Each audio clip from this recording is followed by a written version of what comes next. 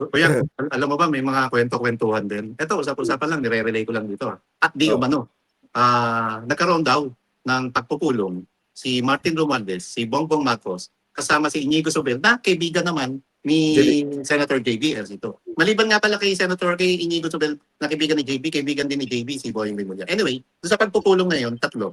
Si BBM, si Martin, saka si Inigo Sobel. Ang kinakausap daw nila na dapat pumayag na raw si Martin na magpakulong. Tapos gagaano na lang yung kaso, eventually papakawalan din. At ipapawalang sala rin. Ang sinasabi, di umano, kwentuhan lang to. Ang sinasabi, payag daw si Martin na magpakulong, pero dapat damay na ipakulong si Sandro Marcos. Para meron siyang proteksyon.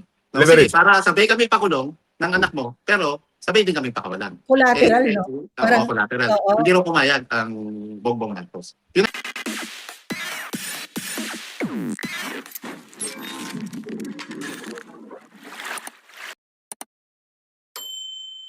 Oragon matapang. Matapang, hindi mainit. Mali ako. Kaya maraming sinasabing BO-BO ang mga DDS. Oragon, di nyo alam. Matapang lang. Pampihira kayo. So, ang Oragon ay may sub. Tama ba? Takbang ng Oragon. Malandi siya sa Ilonggo. Ha? Malandi siya sa Ilonggo. Uwagon. Oragon. Ay, puro daw tayo mali. Malibog daw ang Oragon, puro kayo mali. Kaya nga mainit yung akin. so wala na. Saan na napunta? Yes, maiso daw. Siguro iba-iba, no? Parang mahal. Mahal would mean love, mahal would mean expensive. Diba? O parang parang nahuli. Nahuli, na late. Ini-stop. Ini-stop. Tapos ano yung kay kay Alan, hindi siya tumakas kasi walang warrant. Ano ba? Ba't naging voc words ang ating mga opisyalis? Pero tama yun, tama. Tama yun tama yung kinorek ni Alan na yung termino. True. Because may basis. Kasi may legal basis siya nung paggamit nung tumakas. Kasi nga walang warrant. But, propagandista level kasi yung vocabulary words ni Claire Castro when she said yung nahuli. And then they're trying to like create or be creative sa wordings na nahuli can mean na-stop. Tapos, yung ano pa ba yung nahuli niya?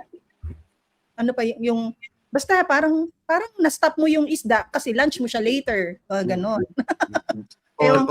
O na-late ka, nahuli. O na-late, di ba? Na-late, Kasi nung isang araw na-stop ako sa meeting ko kasi traffic. Yung mga ganon. So, well, but what happened yesterday? Boring, no? Address mo lang. Boring yung okay, wait. Ano yung i-address ko, kuya? Itong comment ni Kyoko sa Duo, no? May lumabas ng TRO daw. Pakisend sa link if you're referring TRO kay Pato? Wala pa po kasi meron pa siyang 72 hours to counter comment dun sa ipinadalang comment ng Office of Solicitor General. So yung 72 hours niya kahapon nag-start. So 3 days po yun. Actually, nag-file na sila, Marlon, kagabi. Yun, nag-file na. We'll see. 7:20 in the evening, nag-file electronically yung Torion and Law Partners. So, ibig sabihin, nandun na lahat ang komento at yung reply to the comment. So, ibig sabihin, nasa Supreme Court na yung beat, kumbaga. So, wala pa pong TRO. So, when it's now with the Supreme Court, how many hours do we again wait for? It's up to the court. Ganun na naman? Hintayan ito? Ang tagal ng due process, no? Of course. Even if it means... Kasi ito super urgent. Kaya nga gusto nilang i-shortcut si Bato, tulad ng ginawa nilang pag-shortcut kay PRRD because due process will take a long time and people will see na wala talagang basis. Maliban doon sa due process, gusto nila sa script nila magtuloy-tuloy na yung focus sa impeachment. Kaya gusto rin nila hinto si Bato kasi ito nga rin yung magiging dahilan na pag nagbago yung Senate leadership at ngayon nagbago nga dahil si SP Cayetano na, yung Blue Ribbon Committee na magbabago rin yung composition. Tanggalin ko na po yung comment. Baka sabihin pangalan po ni Marlon yan. Hindi, okay. Baka daw magbago ang sabi mo Marlon, baka magbago ang leadership. Magbabago ba ulit? But it happened to Cayetano. And Cayetano will there be another coup? Because yung dalawang nag-abstain now associated themselves as minority, ha? So, did we see that coming? Did you see that coming? Yung kay Migs hindi. Kasi taga Mindanao siya. Yung kay JB, to tell you honestly, siya yung binabanggit ko nung una na okay na sana siya.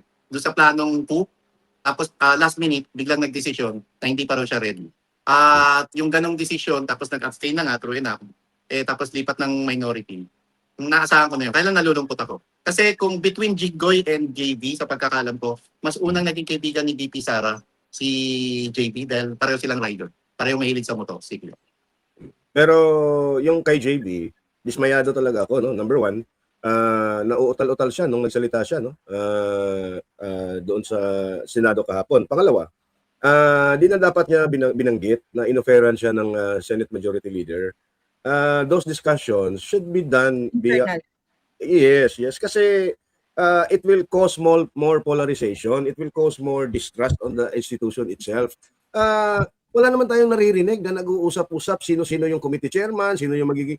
Kaya nga meron silang caucus, pero si JB talaga, he's inviting some sort of trouble. Kasi yung lustok, no? Yung pagiging lustok talker niya. yes, no, kasi you should be gentleman enough and statesman enough not to mention it, no? Caucus nga no? Yeah. Ano yun? Si Mix naman, I'm also disappointed. Remember, his father, yung former governor at now is the sitting congressman of 1st District ata yun ng Bukidnon, voted against the impeachment in the lower house. Tapos siya nag-join sa minority dahil natauhan siya. Paano yung tatay niya? Paano pala nung nasipak siya? Nung nag-resign siya bilang Senate President dahil doon sa PDEA leaks.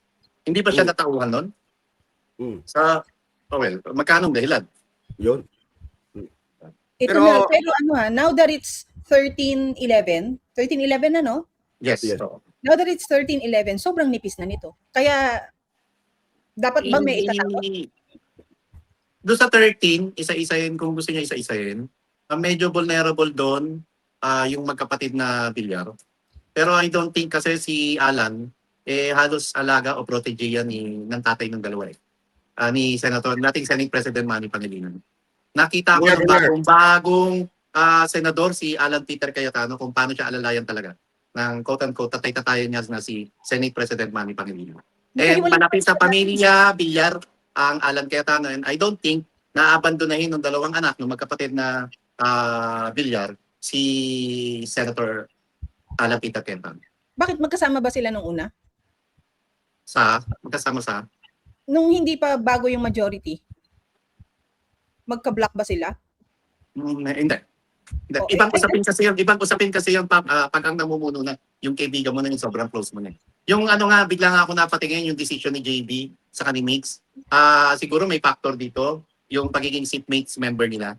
Although, part din ng seatmates, pagiging ang seatmates ng Senado, si Joel Villanueva, siya lang nahiwalay. Kasi ang member ng seatmates ay si Mix, si Joel, si Sani Angara, na alam naman natin nasan ngayon, at alam din naman natin sino ang boss ni Yusek Tregib Olaybar, si Sani Angara. Si Tol Tolentino, yan.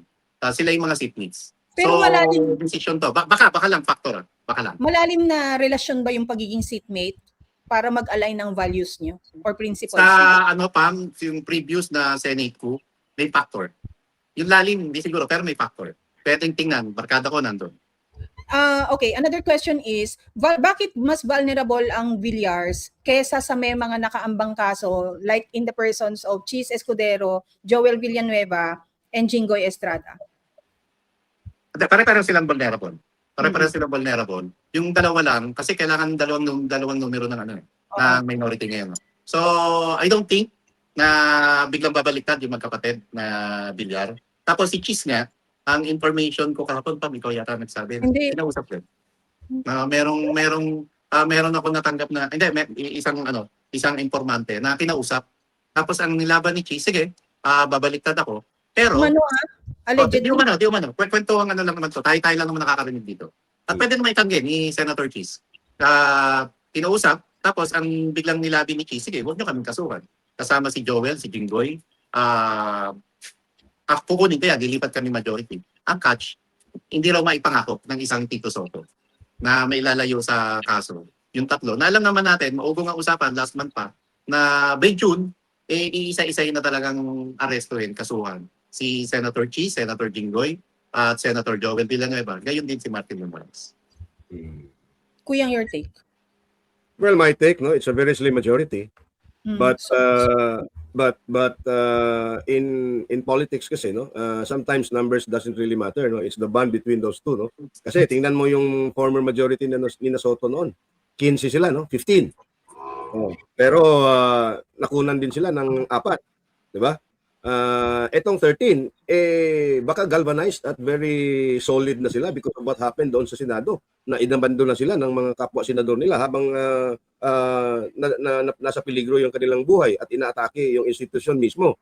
So again, I would like to believe na medyo mas close yung bonding nila no. And sino yung mga vulnerable? Lahat sila vulnerable no. In fact, hindi natin napag-uusapan the Villars actually no. The whole family of the Villars no are facing cases filed by the Securities and Exchange Commission on the disclosures and on the parang insider trading of the Villars stock no, yung kanyang holding company. Kaya nga nag-trim ng balance sheet yan, almost 1 trillion pesos in assets worth tinanggal doon sa ano, kaya nga si Manny Villar nag-slide down as the richest Filipino at na-anuhan ni Razon. But given all of that, no, meron ng kaso yan. Yung dalawang magkapatid, kasama yung nanay si Cynthia, kasama si former Senate President Manny Villar, at yung iba pang kasama at mga nasa kumpanya nila. Si Cheese naman at si Joel Villanueva, alam naman natin yan, sinasabi na yan noon pa, di ba? And then Jingo is also coming at ngayon nga let's just make this clear. DOJ recommended pa ng DOJ to the ombudsman because it's actually the ombudsman who's going to file graft charges sa mga government officials. So what do you think is the role of the ombudsman? Given already na meron ng recommendation, do you honestly believe uupuan lang ng ombudsman yan? Hindi lang basta upuan to, Pam. Ipapastruct to. Correct. Mabilisan to. So, yan, proseso lang yan. Nirecommend ba? Pag pinay ng kaso niyan, so mabilis lang yun. Para pag nga isang pansandigang bayan, kasabay na nun, warrant of arrest. Yun na nga ang problema nila no? Kasi again, si Boying nagsabi na merong second money laundering case ipa-file nila against Martin Romualdez. Meron na ngang multiple cases that has been filed sa Sandigan Bayan. Meron na siyang precautionary hold departure order. Hanggang ngayon wala pang warrant of arrest for Martin Romualdez. That's why interesado talaga ako na ma-constitute na yung Blue Ribbon Committee. I hope this afternoon ma-constitute na yan para umusad na itong BRC at ma-pressure na nga ang ombudsman. Kuya, alam mo ba, may mga kwento-kwentuhan din. Ito, usap-usapan lang, nire-relay ko lang dito. At di umano, nagkaroon daw ng pagpupulong si Martin Romualdez, si Bongbong Marcos, kasama si Inigo Sobel, na kaibigan naman ni Senator JB Ercito. Maliban nga pala kay Inigo Sobel, na kaibigan ni JB, kaibigan din ni JB, si Boying Rimulya. Anyway, sa pagpupulong na yun, 3. Si BBM, si Martin, saka si Inigo Sobel. Ang kinakausap daw nila na dapat pumayag na raw si Martin na magpakulong. Tapos gagaangan na lang ng kaso, eventually papakawalan din. At ipapawalang sala rin. Ang sinasabi, di umano, kwentuhan lang to. Ang sinasabi, payag daw si Martin na magpakulong, pero dapat damay na ipakulong si Sandro Marcos para meron siyang proteksyon. No? Sige, para sabay kami pakulong ng anak mo, pero sabay din kami pakawalan. Collateral, no? Collateral. Hindi rin pumayag ang Bongbong Marcos. Yun ang kwentuhan. Unconfirmed. Pero kung optics lang for them yon, kahit papano, magandang makitang nagkabahid kayo. Nailagay ka dyan sa likod ng mga rehas na yan. Pero sana, by that time na nandiyan kayo sa loob, makaupo na si Inday. Tingnan ko lang kung makawala pa kayo. Kasi ang hinahabol nila, Pam, ang script nila sa SONA, didiinan ng gusto ni Bongbong Marcos, yung pinsan niya, na si Martin Romualdez, para maipakita, kunwari, sa publiko, na wala siyang kinikilingan. Walang kamag-anak sa kanya at ipakukulong niya. Ang problema, patuloy pa rin yung negosasyon sa kanila. So hindi pa rin malaman kung ano talaga ang kakasapitan ni Martin. Kasi kung ako kay Martin, sinira mo na rin ang pangalan ko, idadamay na kita. At yun naman ang binitawan niyang salita, di ba? Sa pinakahuling video message na inilabas ni Martin, na mandadamay siya kapag katuluyang diniinan siya ng administrasyon ito. At yung sinasabi niyang yun, pananakot direkta yun sa pinsan niya na si Bongbong Marcos. Pero I doubt kung papayag si Martin dyan. Ano lang yan? Mga ideas lang yan na pinuplot. Talagang itong administrasyon na to, napakalaki talaga ng problema nila, no? Paano nila haharapin yung taong bayan? Pero yun nga, dahil lutang si Bongbong Marcos, hanggang ganito na lang din tayo. Isa sa malaking problema nila, yung Blue Ribbon Committee, Hmm. na nagtataka lang ako kay Sayang Alan kay SP Alan, ba't pinapatagal Kung ayaw niyo bigay kay Dante Marcoleta, kung may nagpe-pressure sa inyong oligarko, kahit pa paano maglagay kayo ng matino dyan. At alam ko ang kinukonsider si Senator Pia. At knowing Senator Pia, sa tagal niyang senadora, wala tayong narinig pa sa kanya na matinding anomalya. Pero nag-blue ribbon na si Pia ha, and she never held a hearing. Nung nag-blue ribbon siya. Oo. Yun daw ang Kasi record. kakaiba naman. Kakaiba naman ngayon to. Tapos, syempre, kahit sino pa ilagay nyo dyan, kahit na wag na si Senator Dante, pero dapat si Senator Dante Marcoleta kasi siya yung pinakakarapat dapat, no? Maging Blue Ribbon Committee Chairman. Ngayon, kung meron lang pagbibigyan ng ilang oligarko, kailangan yung bagong Senate Blue Ribbon Committee ipatawag si Martin Romualdez, ipatawag yung 18 retired soldiers at meron pa mga lulutang na mga dating sundalo na di umano'y ilalabas ng isang obispo. Okay, if it's not Marcoleta, who should be BRC? Ang narinig ko kinoconsider si Senator Pia. Okay, Isa, if it's not Pia, who should it be? Kuyang. Tiggoy?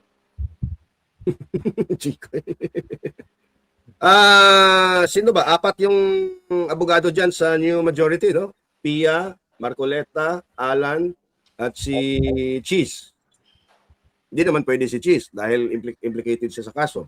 Si Tiggoy.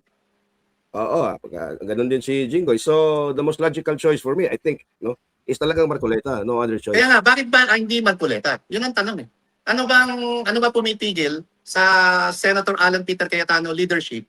Bakit hindi si Senator Dante Marcoleta ang BRC? Yun ang inaabangan ng tao. Ano nasa likod nun? Bakit patumpik-tumpik yung hinahangaan natin at iniidolo natin si Alan Peter Cayetano?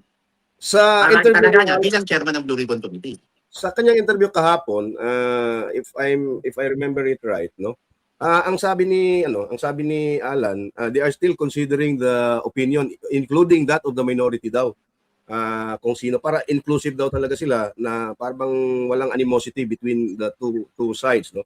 Ewan ko, baka may mga concession na mga hinihingi diyan, no? Kasi alam naman natin yung away ni na Senator Lacson at ni na Senator Marcoleta ay talagang on a whole different level, no? Ako naniniwala. Go ahead, sorry kuya. Naniniwala ako na may ibang puwersa ang nagpapatid ng pressure sa kampo ni SP Cayetano. Pero naniniwala rin naman ako na hindi magpapapressure ang isang SP Alan. So we'll see, tingnan natin. Basta sana kay Senator Dante Marcoleta na ito. Para nga rin doon sa tunay na prinsipyo at hinahanap talaga ng sambayan ng Pilipino na transparency and accountability. Dahil si Senator Dante Marcoleta lang ang makagagawa niya, makapagbibigay niya na hinahanap ng mga kababayan. And next to the BRC, no, I think dapat kunin ulit ni Senator Amy Marcos yung Senate Foreign Relations Committee. Itong dalawang committee na to ng Senado may help address the most important issues our country is facing in the history of our country. Kasi yung Senate Foreign Relations Investigation ni Amy in the 19th Congress, no, at saka yung mga nangyari dyan sa Senado in relation to the ICC Digong, still within the purview of the committee on of the Senate Committee on Foreign Relations.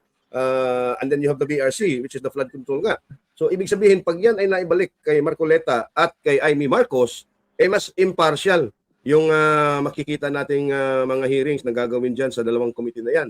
That which again brings another big problem and big headache to this administration. Pagka si Amy na naman ang nasa Senate Foreign Relations Committee. Tingnan mo si Erwin Tulfo. Siya yung bagong Foreign Relations Committee. Nag-hearing ba siya? Well, nag-damage control siya. Ayun. Yun ang ginawa niya. Ako, two things, no? Kung sinasabi natin itong mga 13 majority na to, galvanized and cemented na yung kanilang bonding because of what transpired, no? Kasi ano yan ito yung literal na yung buwis buhay. Di ba? Nandun ka, buwis buhay ka talaga, nandun ka sa loob. Kung sinasabi nilang ito na to, nagbuwis na tayo ng buhay, manindigan na tayo ng para sa tama. Gagawin talaga nila na si Marcoleta ang Blue Ribbon Committee hearing para ma-expose ang dapat ma-expose. However, ko lang, yung ipasok lang natin yung politika, no?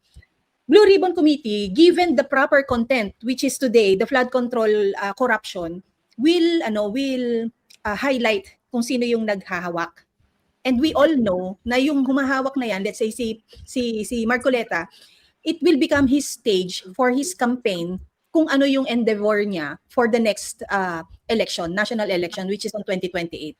We are not, ang hindi natin nababasa dito, sabihin na natin na pwede siya mag-VP, di ba?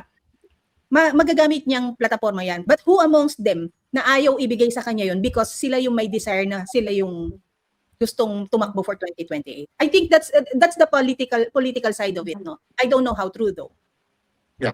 Ako pa, kung sino hawak ng Blue Ribbon Committee, parang doon sa majority, sa composition ng majority block na yun, parang yung iba rin talaga ayaw mag-DRC. Kasi away to eh. Kasi alam nila, pagka sila ang chairman ng Blue Ribbon Committee ngayon, marami silang masasagasaan. At marami silang, may hirapan sila na humindi sa mga kaibigan nila na posibleng sumapit dito. Lalo pag nahalungkat yung Cabral Files, pag nahalungkat yung Bersamin Files, at alam naman natin, sa politika, lagi silang addition. At yung iba dyan ng mga nasasangkot, dati ng mga may pinagsamahan, dati ng magkakaibigan, o may mga malalim pa silang karanasan. But we are only talking about the 2024 issues ng flood control. Yes, oo Pam. Pero sa dami ng pangalan na to. At yan din ang yan din ang pumipigil sa isang Sadnico, at yan din ang pumipigil sa isang Leal Libiste na pangalanan lahat, isiwalat. Kasi may maraming mga kaibigan sila na madadamay. Isa yan sa tingin kong pumipigil. Ang catch dito, pagka natuloy yung Blue Ribbon at nagsabay ang Blue Ribbon Committee hearing, tapos impeachment trial kay BP Sara. Alam mo ano magiging komento ng tao rito? Pagpalalim ng palalim at tunay yung investigasyon Walang pagpapanggap at walang pag-delay ng hindi tulad ng ginagawa ng committee chairman ng Blue Ribbon si Senator Lacson. Alam mo na sasabihin ng tao rito, mukhang namali tayo ng ini-impeach Bakit si BP Sara ini-impeach? Si Bongbong Marcos naman pala ang punot dulo ng iskandalo sa flood control. Well, that's already a given fact at the moment na mali talaga yung ini-impeach niyong tao. Kasi balikan natin, bakit ba siya ini-impeach? Ano ang sinasabi nila? Meron siyang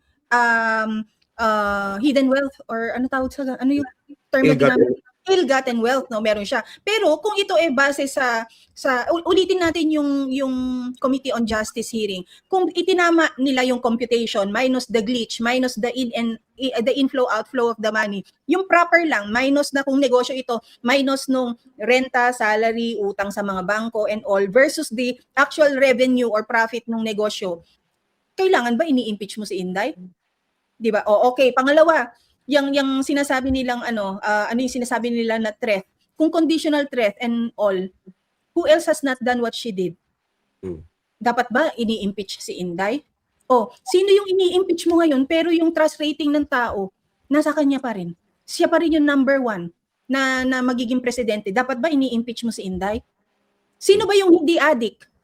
Sino yung willing na isalang ang kanyang sarili sa isang neuropsychiatrist, neuropsycho test or whatever you call it? Di ba si Inday? Sino yung may challenge na sabay tayo magpa-drug test? Di ba si Inday? Dapat ba si Inday ang ini-impeach? Sino ba yung 125 million lang ang confidential funds na kinlear ng COA, may question ng COA, may chance silang ayusin yung audit or whatever have you na iba pang proseso? 125 million versus the billions na meron ang OP na hindi niya malaman kung sino ang nagpasimuno ng Senate siege. Na hindi niya gustong gamitin yung kanyang confidential funds. Dapat ba si Inday ang ini-impeach?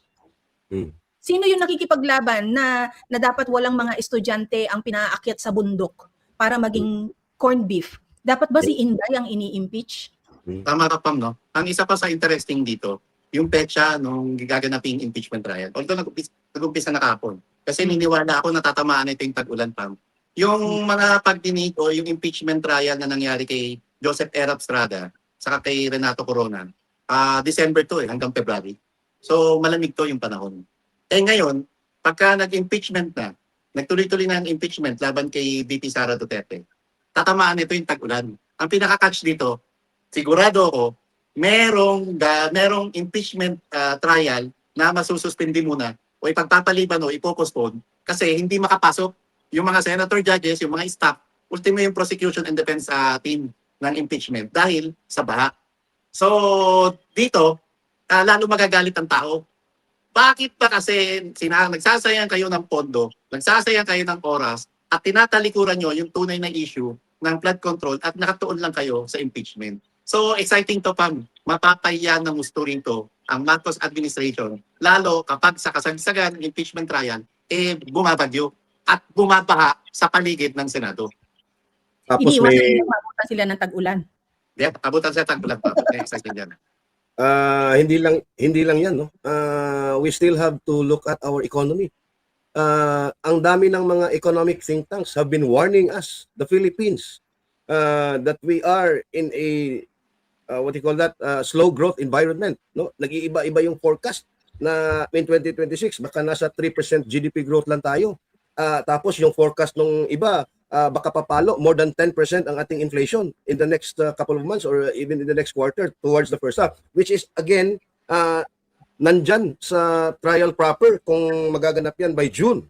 And then you have the oral arguments doon sa Korte Suprema on the unconstitutionality of the budgets, no, of 2023, 4, 5 and 26. Yung mga provisions yan, specifically doon sa unprogrammed appropriations.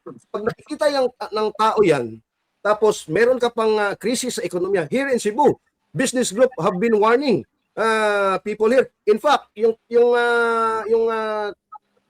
tauhan ko noon na nasa ibang kumpanya na, sabi magsa-shutdown na yung kanilang kumpanya, nagfo-force leave na. Yung export processing zone dito nagwa-warn na. Number one, wala nang masyadong order. Mataas yung dollar, yung import cost nila tumataas din.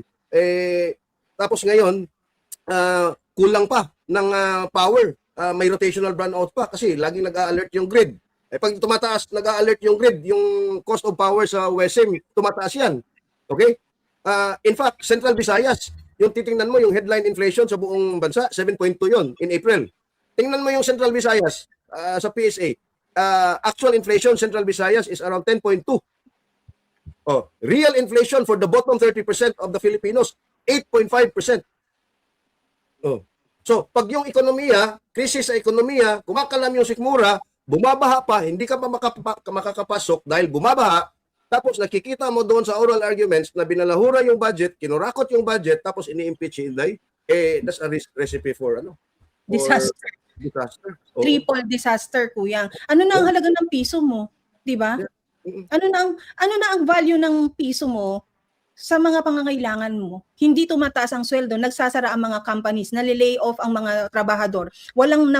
May mga trying hard na pumasada, walang sumasakay dahil na-lay off nga yung mga nagtatrabaho, 'di ba? Or nag-work from home yung iba.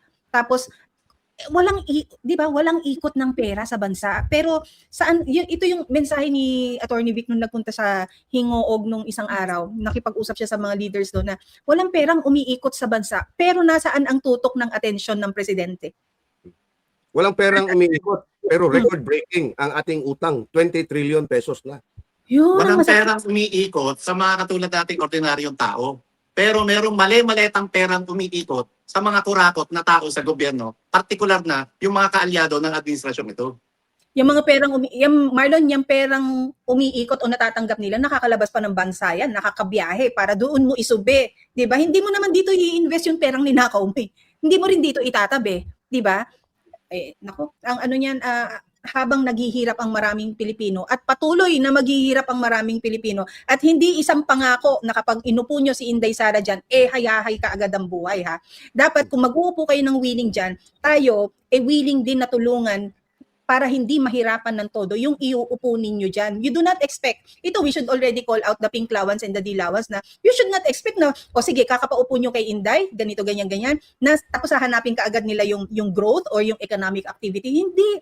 Yung uupong presidente magja-janitress. Hindi yan maaring kalat, no? Maglilinis ng kalat, maaring makapagbigay siya ng positibong pag-asa para sa bansa at positibong makapag-recover ng broken relationship sa ibang nayon or ibang bansa. Simula lang yon. And only it's 6 years is too short for a good leader, sabi nga nila, no? But too long for the worst one. Diba? Kung maganda niyang magagawa at she only has 6 years, the next one to take over should really promise the continuity na akala natin ibibigay ni Marcos. Pero-biroan nga ko yung ibig, Pam, sa mga kwentuhan na pinakamadaling trabaho ngayon pag pinalitan mo si Bongbong Marcos. Kasi wag mo lang gawin yung pangangurakot, yung pagiging adik ng presidente ng Pilipinas. Ang daling gawin nun. Diba? Good job, Maglinis ka ng kalat, tama, Pam. Pero ang mahirap dito, yung i-recover mo. Lalo bangkarote at negative ang pondo ng gobyerno. So yun ang mahirap doon. At mahirap din dito na talagang pikit mata sasagasaan mo kung sino. Kaibigan ba yan ng pamilya mo? Dito yung literal na sasabihin ng yung naunang sinabi ni Erap, walang kaibigan, walang kamag-anak. Kasi dapat yung papalit kay Bongbong Marcos at dapat, kung si VP Sara yun, dapat no let up campaign to. Ruthless ang magiging kampanya niya para ipakulong, kasuhan, o kung kinakailangan ipabitay yung mga nangurakot ng multi-trillion o multi-billion piso pera ng mga kababayan natin. Yung tama, no? At kasi ano to I am seeing now ako I've been through ikaw din Marlon siguro, no, naranasan natin yung iba't ibang financial crisis, no, yung Asian financial crisis in 1997. Una ako nagnegosyo no, tinamaan talaga ako noon, no. In 2008 still, no, I suffered a lot, no, doon sa 2008 financial crisis. Now we are seeing the same signals, no, that's about to happen to the Philippine economy. Tingnan mo yung porsyento ng ating utang against our GDP nasa 65% na, no? Yung threshold dyan is only 60%, meaning yung ating more than half of our GDP ay katumbas na sa utang ng Pilipinas. About 30% sa ating kabuuang budget every year ay pambayad lang ng utang at ng interest. At ito pa ang masakit, ito pa yung masaklap, because the BSP has raised interest rates to tame inflation. Lahat ng mangungutang dyan, mangungutang ka ng sasakyan, mangungutang ka ng bahay, mangungutang ka ng kapital mo para sa negosyo mo, tataas yung interest rate mo, your cost of capital. So hindi ka ngayon mag-i-invest. Hihina ngayon ulit. It's a vicious cycle, it's a feedback mechanism, it's a feedback loop na maglulugmok sa ating ekonomiya. At pag nalulugmok ang ating ekonomiya, because again, the government is not spending so much in infrastructure, dagdag dagok din yan. So this is a perfect storm waiting to happen. The economic collapse of the Philippines. Again, no, I'm not being a pessimist, pero nakikita ko yung sinyalis pag hindi ito na-address both sa fiscal policy and monetary policy, delikado talaga tayo by the end of this year or early part of next year. Kaya tagtagan ko lang yung intention na sinasabi mo. March pa, nagdeklara ng National State of Energy Emergency si Bongbong Marcos. March, April, May, 2 buwan na. Ano nang nangyari? May napala ba tayo? Bumaba ba ang presyo ng krudo at gasolina? Bumaba ba ang presyo ng kuryente? Hindi ba patuloy yung pagtaas ng presyo ng kuryente? Tapos patuloy din at dinaranas natin ngayon halos araw-araw yung rotational brownout sa iba't ibang panig ng bansa. Ano silbi ng National State of National Emergency? Energy emergency.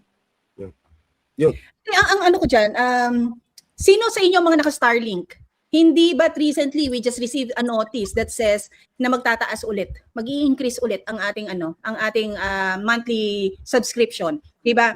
I think Marlon naka-Starlink ka kasi yung unang-una ng Starlink, no, 2,700 pesos monthly yata. Tapos nung nag-increase na itatax na nga daw ni Trump yung mga online services or whatever you call that, naging 3,000 plus something. And now, I think due to inflation, no, kailangan nilang maghabol, may increase na naman na nasa 4,000 na. And now you realize, habang ipinapataw nila sa, let's say, Meralco na lang, di ba? Nakita natin kung paano yung, bakit binabayaran ko to sabihin natin, TV lang naman nakabukas, or hindi ka araw-araw o buong araw nasa bahay, iiwan mo lang naman ref mo, bakit nasa 7,000 yung dating 2,000 mong binabayaran? Di ba? Ganun yung mga tanong natin. Pilit pinapabayaran sa ating mga consumers, pero sa ating mga consumers walang balik ang ekonomiya. Nag-increase ba ang sweldo ng mga trabahante? Hindi. 'Di ba? Natanggal na ba nila yung tax ng sardinas, yung VAT sa kung anong mga noodles? Yung excise tax na ipinaglalaban, nasaan na? Meron na ba silang sagot diyan? Natutukan na ba 'yan? Wala. Pero ang tao nakatutok saan? Ang mga lawmakers nakatutok saan? Impeachment. Tapos later on, fake news. Ano? Saan? Para saan kayo? Uulit pa ba tayo? 'Di ba? Laging may campaign. Even Kuya Marlon, yung mga chismis platforms. Yung mga chismis platforms, yung mga vlogs na entertainment chismis. Yung mga gano'n. o yung mga showbiz na ganyan, ang campaign nila is iangat naman natin yung yung kalidad ng mga iboboto natin. Tapos meron silang encouragement na Bato de la Rosa, Alan Cayetano, Amy Marcos, yung mga nag-live na majority should go through daw acting workshop dun sa mga chismosong yon, yung mga chismis personalities na yon, yung mga chismis host na yon, na parang boboto ba daw tayo ng kagaya ni Bato na nagtatago sa batas, yung mga ganyan, no? Ganun yung iba-iba kasing, since iba yung paniniwala nila, iba yung qualification ng leaders nila. Since iba yung tinitingnan natin na maayos, iba yung qualification ng leaders natin. Pero tayong mga Pilipinong nakakaranas ng gutom, yung pagtitipid ng, halimbawa, meron tayong 2 merienda sa isang araw, halos wala na, 'di ba? Yung hindi na tayo mag-breakfast pero itutuhog na natin yung breakfast at saka lunch. Yung ganung klase ng pagtitipid, yung iba wala na rin talagang makain. Nasa atin, ano ang qualification natin ng mga leaders natin? Yung qualification ng Yellow o yung qualification ng Duterte, yung qualification ng Loyalista? Saan? Dapat yung qualification natin na dapat hindi tayo umaabot na kumukulo yung sikmura natin at namamalimos tayo kumakatok sa mga pintuan ng mga ahensya ng gobyerno para sabihin natin, wala po kaming makain, wala po kaming pang-ospital. Minsan nga kumatok ka na, hindi ka pa bibigyan. Speaking of qualification ng mga politiko na binabanggit mo, anong qualification meron ngayon ang simbahang Katoliko? Bakit napaka-selective nyo? At bakit talaga hanggang ngayon nasisikmura nyo na mas pag-usapan ang issue kay Bato, nasisikmura nyo pag-usapan ng impeachment trial kay VP Sara Duterte, pero ayaw nyong hipuin, ayaw nyo man lang magkomento doon sa usapin sa flood control scandal kung saan mismong Malacanang o si Bongbong Marcos ang punot dulo o utak ng kalokohan ito. yung mga kawatan nga sa Kongreso kasama yung mga obispo. Diba? Mga kawatan din yung mga pari na yan mga iba diyan adik, yung iba diyan Kanino ba information yung sinabing meron na silang witness against Flavi na tumatanggap? Attorney Baligon. Oh, diba? Kasama doon sa 18 soldiers. Oh, yun. Tapos meron na silang witness that they saw De Lima also accept. Yeah. Or accepted, I don't know, envelope bag, duffel bag, backpack, whatever you call it, no? Kaya ayaw nilang mag-convene ang Blue Ribbon Committee, Mismo. yung committee na yan. Kaya ayaw nila. Kaya lahat ng panggugulo gagawin ulit nila. Ayaw nilang patahimikin, ayaw lang paalagwahin yung liderato ni Alan Peter Cayetano bilang bagong Senate President. Kasi ayaw nilang mabago ang komposisyon ng Senate Blue Ribbon Committee. At mas gusto nila, si Ping Lacson na lang para hindi na magtuloy-tuloy pa yung pagdinig patungkol sa flood control scandal. Because this man, Ping Lacson, will do everything for that person na sinusuportahan niya. And that is the powers that be. Kung nasaan man silang palasyo, yun yung pinaglilingkuran niya. Hindi yung sambayan ng Pilipinong nag-upo sa kanya dyan. Pero going back to the Senate leadership, no, ako naman ay kampante, no, na hindi na magpapalit yan ng liderato. Kasi mahirap at napaka unacceptable behavior yan. Nag-convene na yung impeachment court, tapos papalitan mo ngayon yung presiding officer ng ang Senate President. Kayo ang magmumukhang may hinahabol talaga at namumuliti ka talaga at hindi magiging impartial yung judgment niyo diyan.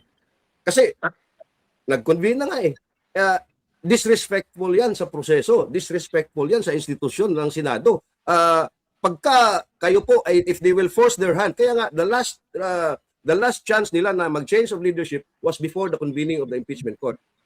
If they do that while the court is still convened at hindi pa natapos yung impeachment trial, talagang babuyan. Babuyan na yun, buyan. Kaya kahapon, di ba bago tayo nag-end sa live, sabi ko magandang strategy yung gagawin ni Senator Alan Peter na i-convene niya yung Senado bilang impeachment court. And true enough, kinonvene nga niya kahapon. Kasi pag binago niyo pa yung composition niyan at binago niyo pa yung magiging presiding officer, talagang garapa ng babuyan na ito sa Senado bilang institusyon at sa impeachment court bilang isang institusyon din. Yun. Tapos Tapos dapat kung ako kung ako lang yung mga senador diyan, Amy Marcos. Siya yung lagi lumalabas, tinatakot na sila, may ginaganyan. Mag-privilege speech ka, Senator Amy Marcos. Ilatad mo ano yung nangyari. Jinggoy Estrada, mag-privilege speech kayo. Mag-press con kayo. Kayong apat. Kuya, total, binanggit mo na rin naman si Senador Amy, no? Bakit kaya? Kung ayaw nyo si Senator Dante Marcoleta, paano kaya kung si Senador Amy maging Blue Ribbon Committee Chair? Tapos ang inaano niya yung kapatid niya. Kapatid niya. I don't subscribe to that idea because it will make the Senate look like it's a giant circus. It's circus enough for us. Tapos lalagay mo pa si Amy dyan at iimbestigahan leading to his brother or her brother. No, I do not think na may mag-a-agree na siya yung gagawing BRC chairwoman dyan. Or we are probably over-analyzing things. Kasi later on naman itutuloy nila yung, for all we know, baka nga si Marcoleta pa rin. Sana. Actually, sana. However, kay Senator Marcoleta, sana wala na yung mga pasaring na yung between him and Ping. Because sira na eh. Because even Senator Marcoleta said that I will just from now on call him Ping. Without the niceties na senator or mister or sir, wala na. I'll just call him Ping. Sinabi niya yan sa kanyang programa sa Ganang Mamamayan. No? Dahil siguro umabot na nga sa rurok yung naramdaman ng mama na sobra mo naman akong dinisrespeto na. So umabot na rin siya sa puntong yun. Pero sana kapag siya sa kanya pa rin ibinigay, move on na. Wala na siyang lilingunin na nababalikan pa niya si Ping at sasabihin, ganito sana yung ginawa mo. Mas tama yung ginagawa kong ganito. Sana wala na yun para dire-diretso na. Yung nandyan ka dahil sa pangalawang pagkakataon, nandyan ka para bigyan na ng sagot finally yung mga una mong alam, yung mga hawak mong tunay, and mabuo mo yung report na hindi partial tapos isusubo mo sa marami at ipagpipilitan mong pumirma ka dito sa partial. Buuin mo. Kung yun ang frustration mo nung una, di gawin mong mas tama ngayon. Sana ganun lang. Wala nang pasaringan, wala nang anything personal between them. Sana ganun na lang. Well, judging by the way Marcoleta held the BRC chairmanship, wala namang ganun, no? So I do not think he will again stoop to that level. And I think Marcoleta is the bigger man here than Ping Lacson. So yes, because he managed to even commend Ping Lacson, 'di ba? Sa previous stints nito nung PNP chief siya. However, ang hindi natin maiiwasan is Ping Lacson, he can still become a member. Gaano ka-tripling effort ang gagawin niya para sa lagin niya yung mga ine-expose ni Marcoleta. Doon tayo, si Ping ang uncontrollable this time. Ako una, Pam, tingin ko kaya ganun lang rin si Senator Dante kay Senator Ping. Kasi out of frustration. Na bakit kailangan mong pigilin? Tapos doon kay Senator Ping, pwede naman siya maging member ng Blue Ribbon Committee. And doon gamitin ni Bing, ni Senator Ping yung pagiging investigador niya. E di mag-cross-examine. Di ba? Magtanong siya. Tanongin niya isa-isa. Yung 18 sundalo at taong bayan ng uhusga kung ano ba direksyon ng pagtatanong niya. Direksyon ng pagtatanong para sirain o ang kredibilidad ng bawat resource person o direksyon ng pagtatanong na para malaman ang tunay na katotohanan sa anomalya sa flood control. Nag-chairman nga siya, hindi siya nag-cross-examine. Ngayong member siya, doon siya magpapasikat. I don't think so. Di ba? Let's see. Today, 3 p.m. May nagtanong kung kailan ulit yung session sa Senate. At 3 p.m. po, every Monday to Wednesday ang session po sa sa Congress, lower and upper house po 'yan, no. Uy, to everyone, no. The Devil Wears Prada 2 is now out on cinemas. Tapos hindi pa, pero meron na tayong movie review na natanggap. Hindi about the movie. The movie itself, the part 1, and I'm sure this part 2 will be very excellent or talagang maganda. Kaya lang, alam mo ang comment ng tao na halos ang sabi ng moviegoers, yung tama na. Di ba merong mga yung mga reminders, government reminders na wag magre-record, yung mga ganyan, di ba? Yung show talaga.